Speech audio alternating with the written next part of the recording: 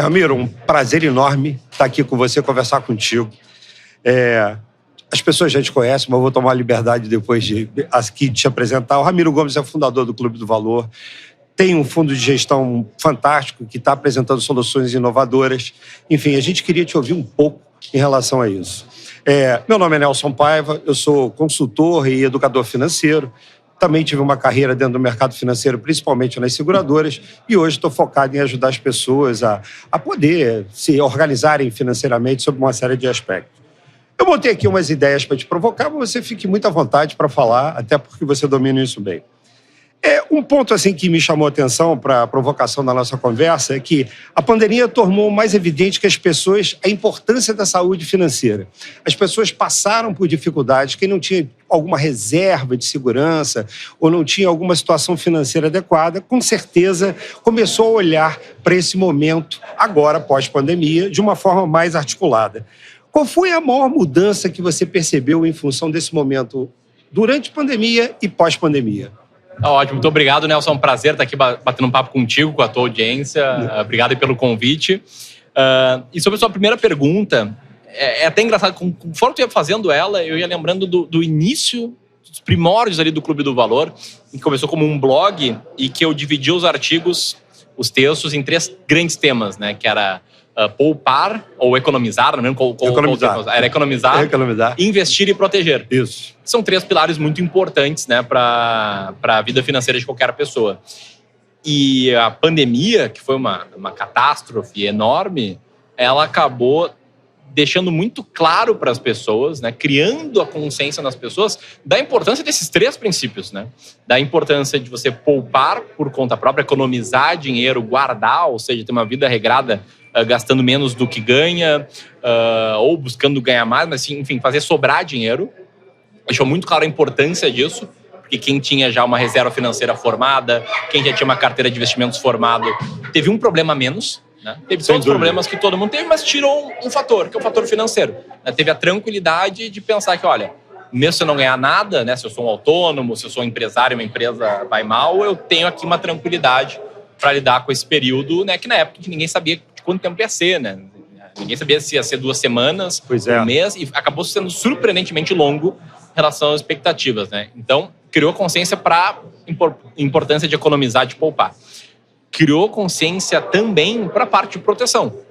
A proteção patrimonial, em especial em termos de ter um bom plano de saúde, de ter um bom seguro de vida, de ter um planejamento para a sucessão.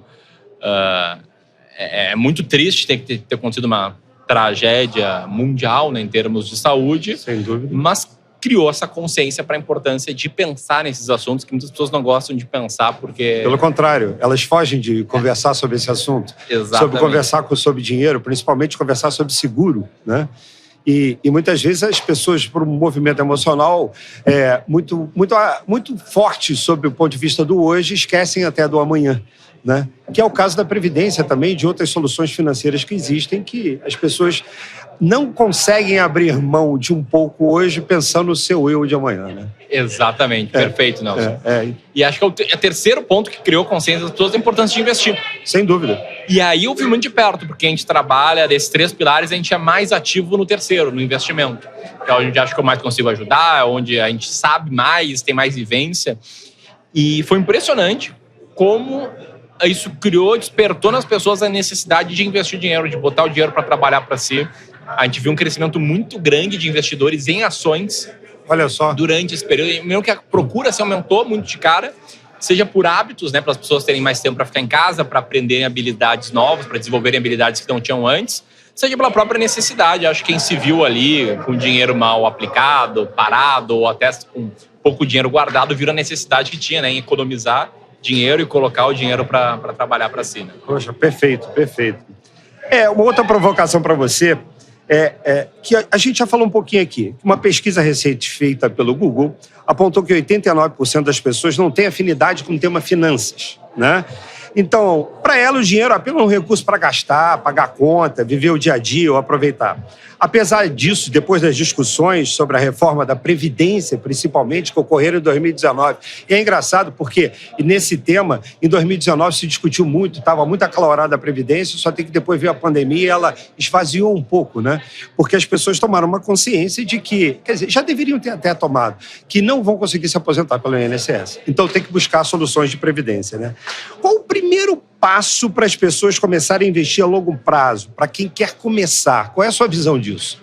Ótima pergunta, Nelson. Acho que você citou um tema crucial, né? Que é entender que a previdência pública ela não vai ser o suficiente. E para mim isso é fato e até é muito bom de pensar no INSS como uma sigla de isso não vai ser o suficiente. Boa. Já deixa estampado que até pode ser um complemento, que a gente é obrigado, né? Sim, a gente não pode optar, né? Não tem a opção de não investir. Mas, assim, pessoas aposentadas no teto do INSS são 0,00 alguma coisa por cento. É muito pouca gente que chega lá. Para chegar lá tem que contribuir muito. Durante muito tempo. E o grosso das pessoas estão ali na faixa de um salário mínimo e meio. E o grosso mesmo é 60%, 70%, se eu não me engano. O que a gente sabe que ainda mais, né, considerando que os custos de vida aumentam conforme a gente vai envelhecendo, não é o suficiente para ter uma vida tranquila. Então, essa é uma forma de já encarar a necessidade de se criar uma previdência por conta própria. Perfeito. Outro passo inicial, e é um que eu gosto muito de construir, porque daí tu torna o assunto mais leve, em vez de pensar na sopa de letrinha do mercado financeiro, né? LCI, CDB, ação, opção, FII, né? VGBL, falando em previdência privada, é se pensar também no o que está por trás disso, por quê, né? E o porquê da gente ter que aprender sobre finanças, sobre dinheiro, sobre investimentos, por mais assustador que pareça, é um porquê muito bom. É para tu conseguir ter uma vida dos teus sonhos lá na frente, é para tu conseguir ter a tranquilidade de criar bem os teus filhos ou depois estar próximo dos netos quando os netos estão crescendo. Para ter a tranquilidade de poder viajar, de conhecer o Brasil, de conhecer o mundo. Para ter a tranquilidade de viver a vida dos seus sonhos usando o dinheiro como uma ferramenta para isso. Então, assim, a partir do momento que a gente começa a pensar no propósito, no porquê disso, torna muito mais atraente, sexy e interessante tu começar a se planejar para isso. Boa. Até porque, com esse tipo de pensamento, as pessoas começam a ter uma consciência maior de abrir mão de um pouco hoje em função do seu futuro e do futuro da sua qualidade de vida, né? Perfeito, é isso aí. Isso. Pô, mas que legal. Até porque, assim, graças a Deus a gente está... Com a tecnologia, a medicina, a gente vai viver mais, né? Só tem que, em função disso, a gente vai também lá no futuro precisar de mais dinheiro, né? Não tenha dúvida, até para ter qualidade de vida no meio disso tudo, né? Perfeito. Nos últimos anos, as corretoras de investimento fizeram um movimento muito forte para tirar as pessoas dos grandes bancos e investirem na corretora. Existe também, por parte das gestoras de investimento, como é o caso do Clube do Valor, né? A visão de que as pessoas estão começando a pensar em investimento a longo prazo. Qual a diferença entre investir numa gestora de investimento e com um agente de investimento? Ótima pergunta, Nelson. Existem algumas diferenças, mas eu vou trazer aqui, acho que a principal, e aqui, quem está nos ouvindo aqui vai entender melhor, né? E vai entender e vai ver na prática, né? Que é sobre os incentivos que cada profissional tem. Um assessor de investimentos, ele é um profissional que a sua remuneração ela é uma comissão sobre os produtos que ele indica. E isso por só não significa que é uma profissão ruim, não significa que os assessores não são competentes, não tem nada a ver com os profissionais. É o modelo do negócio. É o modelo do negócio. E é um modelo que cria um incentivo para o assessor colocar produtos, eventualmente, que tenham taxas maiores, taxas embutidas muitas vezes, porque quanto mais taxa o cliente pagar, mais ele vai ser remunerado. E, de novo, por melhor que seja o profissional, existe esse incentivo, né? Tudo é uma questão de incentivos e desincentivos. No caso de gestoras de investimentos, a cobrança ela é feita sobre taxas, que são taxas de administração e performance, que, pelo menos no caso, da forma que a gente estruturou no Clube do Valor, elas independem de como a gente investe o dinheiro do nosso cliente. Então, Nelson, se eu te conhecer, entender onde é que tu quer chegar, a tua tolerância ao risco, tua experiência no mercado, o teu perfil de investidor e definir que, olha, Nelson, o que eu acho interessante para ti é uma carteira com 30% aqui em renda variável, 70% em renda fixa, eu vou ser remunerado por uma taxa de administração, uma taxa de performance, que vão ser taxas exatamente iguais se eu entender que não, Nelson, na verdade tu é um cara bem arrojado, tu é um cara com muita experiência na área, tá tudo bem correr muito mais risco. Então eu vou ganhar a mesma coisa se eu colocar 30% da carteira em renda variável como gestor, do que se eu colocar 100% da carteira em renda variável. Então você vira sócio do meu sucesso, é isso? Exatamente, a gente acaba sendo sócio do seu sucesso, porque conforme melhor a gente faz a gestão da tua carteira, mais tempo tu vai ficar conosco, claro. Aí a gente vai ficar mais anos juntos. E inclusive, né, com a questão da taxa de performance, cria um incentivo pra gente entregar um resultado melhor do que a média, porque se a gente entregar um resultado melhor do que a média, a gente vai receber também mais para compensar essa performance boa que a gente acabou agregando na carteira. Bom, então tem um mundo aí pela frente enorme, né? Não tenha dúvida, né? Assim, nós acreditamos lá na nossa consultoria que 99% das pessoas deveriam ter pelo menos uma parte do seu portfólio em previdência privada.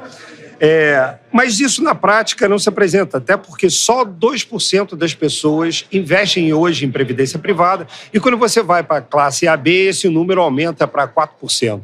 Ainda é muito inexpressivo, eu diria, em função do momento que a gente vive e até da consciência que as pessoas deveriam já ter em relação ao que nós brincamos aqui do INSS, né? Qual é a sua visão sobre isso e por que isso ocorre? Ótimo, Nelson. Eu tenho uma visão particular, não sei se muitos aqui vão concordar comigo ou não, do porquê isso acontece. Como historicamente quem dominou a distribuição de previdência do Brasil foram grandes bancos. Perfeito. Eles tinham, basicamente, até pouco tempo atrás, o monopólio da comunicação, o monopólio da distribuição, o monopólio de canais, e ainda tem, né, de certa forma. Claro que hoje em dia, quem está nos ouvindo, né, tem acesso à educação, tem acesso a outras opiniões, claro. Mas ainda assim o banco chega em lugares que a internet ainda não chega, né? Então, por conta desse monopólio, os produtos de previdência privada oferecidos pelos bancos acabam sendo muito ruins. Então, entenda, é um produto que é bom para muitas pessoas, como tu comentou, 99% das pessoas têm motivos para investir uma parte do patrimônio, porém, o que era entregue, os fundos entregues, fundos de previdência, eram fundos com altas taxas, com investimentos mal feitos. Com baixa performance, inclusive. Performance horrorosa, né? Historicamente, 10, 20 anos, 70% CDI, 80% CDI, uma performance horrível. Eu fiz um levantamento recente que 50% dos fundos de previdência que hoje estão vinculados a banco performam-se abaixo do CDI. Né? É impressionante. É impressionante isso, né? É impressionante. E aí a gente coloca no lugar do investidor, né? Que olha, que botou lá o dinheiro em previdência por 10 anos, viu ele render menos do que renderia na poupança, o que esse cara vai fazer? Ele vai falar para a esposa, vai falar para o primo, vai falar para o colega de trabalho, vai falar para a galera do futebol no final de semana que a previdência é uma merda. Pois é. Desculpa o termo. Não, o termo é técnico. É porque ele é real. Então, assim, realmente, as pessoas vão chegar e vão falar o seguinte, o produto previdência não é ruim. Apesar de que o produto estruturado, como você muito bem colocou, é excelente, até pelas características dele. O problema está nos fundos que são colocados os recursos disso. Exatamente. Isso. Agora, felizmente, né, a gente está vendo cada vez mais opções boas, né? Produtos bem investidos, com taxas menores, coerentes com a forma com que a carteira é investida. E com o perfil também do cliente, porque a questão, quando a gente vai para banco e percebe isso, assim, a quantidade de pessoas às quais a gente atende e simplesmente estão completamente deslocados do perfil dela como investidor é um absurdo. É um absurdo. A gente viu lá no clube, num caso, Nelson, que era um investidor de 72 anos que colocaram uma previdência do tipo PGBL, né? Que é um termo absurdo. Técnico, mas é basicamente um tipo de previdência em que você vai ter que ficar pelo menos 10 anos para resgatar se pegar a tabela regressiva. Sim, né? Para conseguir 10% no imposto de renda para retirada nisso. E com taxa para programação para gerar renda para daqui a 30 anos. Ou seja, ele tem que viver... 100, vai ter 102 anos para começar a gerar renda. Você é um cara muito educado, mas se você me permite, isso é crime, na minha opinião. Isso é crime. Você não pode fazer isso, os profissionais, as instituições não podem fazer isso, porque isso é um desserviço que se possa prestar. Além do mais, agora que as pessoas estão tomando mais consciência do que é um produto de investimento, entendendo essa necessidade. Esse tipo de exemplo, de péssimo exemplo, né, e que ainda bem que vocês estão tentando arrumar a vida dessa pessoa, é o que vai fazer mudar as gerações e parar para pensar um pouquinho, eu acho que no futuro. Né? Acho que no futuro. Com a flexibilização recente, lá 2019, final de 2019, com a possibilidade dos fundos de previdência começarem a modificar, principalmente o multimercado, em colocar em renda variável, em colocar alguma coisa no exterior e tal, começaram a aparecer, e o Clube do Valor foi um que trouxe recentemente até um fundo muito interessante multimercado para isso. Como é que vocês estão enxergando esse movimento da Previdência para os próximos anos? E como isso beneficia as pessoas comuns que precisam investir em Previdência e na aposentadoria e não querem fazer isso por conta própria? Ótimo, Nelson.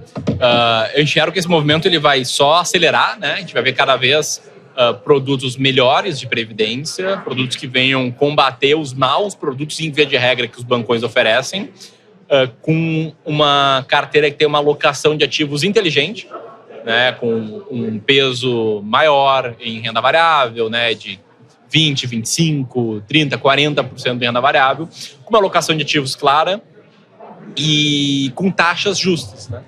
Não vamos colocar uma taxa altíssima para investir só num ativo simples de renda fixa, né? Como os bancões geralmente fazem. Então, acho que o investidor ele está ganhando. Ele passa a ter novas, boas opções. Ele passa a ter a possibilidade de escolher entre boas opções. E aí leva todos os benefícios que se tem em investir em previdência privada. Os benefícios sucessórios, para quem investe, em especial, né, em produtos de VGBL. Os benefícios tributários, né, de postergação do imposto de renda para quem investe em PGBL. O próprio benefício que muitas pessoas têm de como um plano de previdência pode agregar disciplina, né, ao fazer os aportes mensais. Boa. Eu acho que esse é um ponto, assim, se me permite, muito importante. Quando a gente fala de educação, de economia comportamental, a grande dificuldade das pessoas para investir ao longo dos anos primeiro, ter aquela consciência que falamos antes, que é como eu consigo, de alguma forma, abrir mão do hoje para o amanhã. E a Previdência me parece ser uma porta de entrada muito legal para isso, porque a pessoa consegue criar de uma maneira automática aquele aporte todos os meses no seu fundo de Previdência e cria o hábito. Nada impede que depois ele se aperfeiçoe, estude mais sobre outros aspectos do mercado financeiro e comece a diversificar. Mas eu, particularmente, também acredito que é uma excelente porta de entrada para isso. Né? Com certeza, Nelson. E um outro detalhe que eu também acho interessante na Previdência, eu pelo menos desconheço, se você conhece, por favor, até me fale. Qual é o produto de investimento financeiro em que você consegue escolher para o seu cliente ou ele escolher qual é a forma de tributação que ele vai ter? Eu desconheço. Para mim, é só a Previdência, que você pode, como você falou bem, a tabela regressiva e a tabela progressiva. Exatamente, né? Somente Previdência Privada. É isso, ok. Ramiro, muito obrigado pela sua conversa, muito obrigado, sucesso grande no Clube do Valor. Assim, nós, particularmente, somos muito sensibilizados pela proposta de vocês, já somos parceiros através da Empreender Dinheiro do Clube Valor. Nós somos da Lado Mais Seguro, também temos um canal só de educação financeira. Toda terça e quinta estamos publicando aqui os nossos vídeos exatamente numa linha até muito sinérgica ao que vocês hoje apresentam até no canal de vocês do YouTube. Nelson. Foi um grande prazer falar contigo. Te desejo que o seu sucesso continue. O prazer foi todo meu, Nelson. A gente admira demais o trabalho de vocês. É muito bom a gente estar juntos aí nessa jornada, né? Como parceiros, como pessoas que admiram reciprocamente o trabalho. Eu vou falar baixinho aqui para não pegar. Isso. E tenho certeza aí que juntos a gente vai fazer um bem cada vez maior para mais e mais pessoas. É isso. Obrigado. Sucesso para nós dois. Valeu. Um abraço grande. Valeu.